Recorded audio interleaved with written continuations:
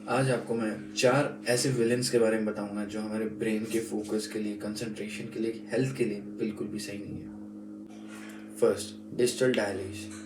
इतनी सारी information overload हमारे पास आ रही है एक साथ और बहुत कम टाइम है उस इन्फॉर्मेशन को प्रोसेस करने के लिए। This creates anxiety, overwhelmingness and sleeplessness.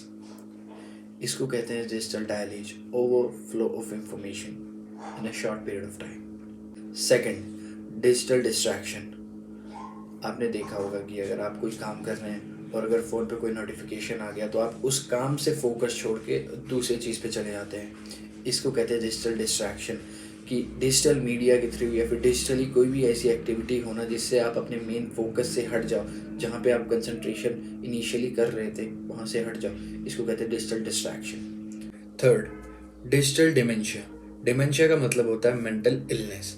तो जब आप अपनी मेमोरी का रेगुलरली अच्छे से रिगरस यूज़ नहीं करते तो आप ज़्यादा वल्नरेबल हो जाते हो डिमेंशिया के लिए। साइंस इसको प्रूव करता है। मेमोरी एक मसल की तरह है, जितना आप उसे एक्सरसाइज करोगे वो उतना ही स्ट्रांग होती जाएगी, उसके उतने ही कम चांसेस होंगे कि वो एक डिजीज से या फिर इंजरी से सफ़र करे। बट डिजिटल एज में हमने हमारी मेमोरी का यूज़ करना बिल्कुल कम कर दिया है। हम लोग हमारी इन्फॉर्मेशन के लिए या फिर किसी भी शॉर्ट टर्म इन्फॉर्मेशन के लिए हम लोग हमारे डिवाइसेस को प्रेफर करते हैं। इससे हमारी मेमोरी की प्रैक्टिस बहुत कम हो जाती है और हम लोग ज़्यादा वल्नरेबल हो जाते हैं डिमेंशिया के लिए। इसको कहते हैं digital dementia. Fourth villain, digital deduction.